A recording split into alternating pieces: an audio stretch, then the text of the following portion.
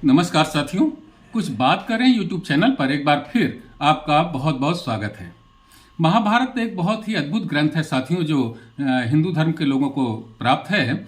उसी में से उसमें कुछ एक कहानियां मैंने देखी कि बहुत ही ज्ञानवर्धक हैं, और उन कहानियों को पढ़ करके ये पता चलता है कि हमारे प्राचीन ग्रंथों में कितनी गौरवपूर्ण कहानियां दी हुई थी जो मनुष्य को सक्रिय रखती हैं और उनकी सोच समझ का विकास करती हैं।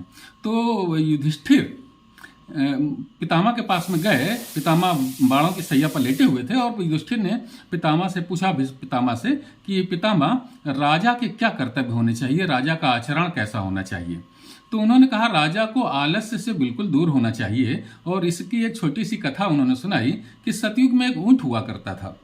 वो ऊंट प्राचीन काल में बड़ा धर्मात्मा रहा होगा, तो उसको पूर्व जन्म की बातों का स्मरण था। तो ऊंट ने अपने ऊंट की योनि में भी बहुत तपस्या की और ब्रह्मा जी को प्रसन्न किया।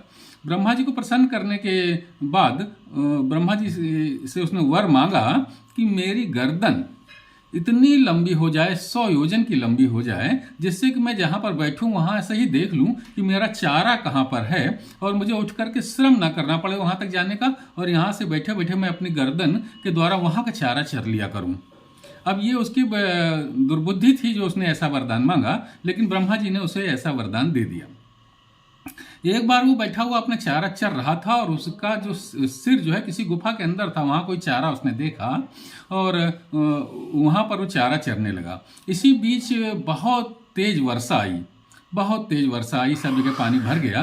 तो एक सियार अपनी पत्नी के साथ में उसी पानी में बहता हुआ गुफा के अंदर घुस गया। सियार जाड़े से ठिठुर रहा था और भूखा भी था वो पति पत्नी सियार। तो उन्होंने देखा कि ये गर्दन सी मांस का कोई लंबी सी नली ऐसी है, इसको खाया जा सकता है। और ऊंट ने तो 100 योजन की गर्दन का वरदान मांगा था, उसकी ऊंट की गर्दन तो 100 योजन लंबी थी। तो वो ऊंट की गर्दन पर, चूंकि सियार मांस भक्षी होता है, इसलिए ऊंट की गर्दन पर उसने चढ़ करके उसको कुतर करके खाना शुरू किया। और वो सियार पति पत्नी दोनों मिल करके ऊंट की गर्दन को खा गए, और जब तक ऊंट समझ पाता कुछ बात, तब तक उसकी गर्दन काटी जा चुकी थी और वो मर गया। तो भीष्म पितामह ने युधिष्ठिर को ये बताया कि जिस प्रकार ऊंट ने श्रम ना करना पड़े, इस वजह से ऐसा वरदान मांग लिया ब्रह्मा जी से, तो और आलस्य का उसका प्रमुख कारण था। तो राजा को किसी भी कीमत पर आलस्य नहीं करना चाहिए, ये प्रमाद नहीं करना चाहिए, श्रम करना चाहिए, उसे अपने राज में घूमना फिरना चाहिए और अन्य राज के कार्यों को स्वयं देखना चाहिए, उसमें आलस्य नहीं करना चाहिए। तो साथियों, महाभारत के शांति पर्व के राजधर्मानुशासन एक पर्व है, उसके 112वें अध्याय में एक कहानी दी हुई है, भीष्म पितामह ने युधिष्ठिर को सुनाई। ऐसी ही बहुत सी कहानियां उसमें दी हुई हैं, छोटी छोटी हैं लेकिन बहुत ही लाभदायक है हमारे आपके लिए। और हमें इस बात पर गर्व करना चाहिए कि हमें महाभारत जैसा ग्रंथ उपलब्ध है, जो विश्व की अन्य भाषाओं में मेरा ख्याल नहीं कि ऐसा विशाल और ऐसा अद्भुत ज्ञानवर्धक ग्रंथ उपलब्ध होगा। तो साथियों, आज की चर्चा में बस इतना ही। कल किसी और मुद्दे पर आपसे बात करूंगा, कुछ और कहानियां हो सकता है महाभारत से निकाल करके आपको सुनाऊं।